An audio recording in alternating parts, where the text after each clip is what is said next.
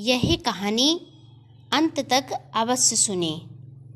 एक राजा बहुत ही महत्वाकांक्षी था और उसे महल बनाने की बड़ी महत्वाकांक्षा रहती थी। उसने अनेक महलों का निर्माण करवाया। रानी उनकी इस इच्छा से बड़ी परेशान रहती थीं कि पता नहीं इतने महलों का क्या करेंगे बनवाकर। एक दिन राजा नदी के उस पार एक महात्मा जी के वहाँ से गुजर रहे थे, तो वहाँ एक संत की समाधि थी। सैनिकों ने राजा को सूचना मिली कि संत के पास कोई अनमोल खजाना था। उसकी सूचना उन्होंने किसी को न दी, पर अंतिम समय में उसकी जानकारी एक पत्थर पर खुदवाकर अपने साथ जमीन में गड़वा दिया और कहा कि जिसे भी वो खजाना चाहिए उसे अपने स्वयं के हाथों से अकेले ही इस समाधि से 84 हाथ नीचे सूचना पड़ी है, निकाल ले और अनमोल सूचना प्राप्त कर ले। और यह ध्यान रखे उसे बिना कुछ खाए पिए खोदना है और बिना किसी की सहायता के खोदना है, अन्यथा सारी मेहनत व्यर्थ चली जाएगी। राजा अगले दिन अकेले ही उस समाधि के पास आया और अपने हाथों से खोदने लगा। बड़ी मेहनत के बाद उसे वो शिलालेख मिल ही गया और उन शब्दों को जब राजा ने पढ़ा तो उनके होश उड़ गए और सारी अकल ठिकाने आ गई।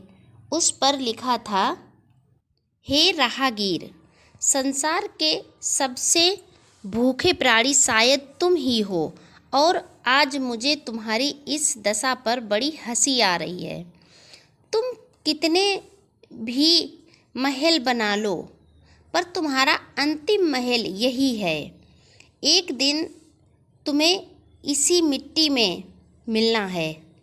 सावधान राहगीर, जब तक तुम मिट्टी के ऊपर हो तब तक आगे की यात्रा के लिए तुम कुछ भी जतन कर लेना, क्योंकि जब मिट्टी तुम्हारे ऊपर आएगी तो फिर तुम कुछ भी ना कर पाओगे। यदि तुमने आगे की यात्रा के लिए कुछ जतन ना किया तो अच्छी तरह से ध्यान रखना कि जैसे जैसे 84 हाथ का कुआं तुमने अकेले खोदा है, बस वैसे ही आगे की 84 लाख योनियों में तुम्हें अकेले ही भटकना है। हे राहगीर, ये कभी मत भूलना कि मुझे भी एक दिन इसी मिट्टी में मिलना है, बस तरीका अलग अलग है। फिर राजा जैसे तैसे कर के उस कुएं से ऊपर आया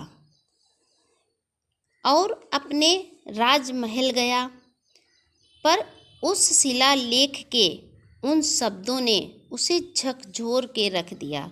राजा को बिल्कुल बदल दिया था। उसकी सोच बिल्कुल परिवर्तन हो गई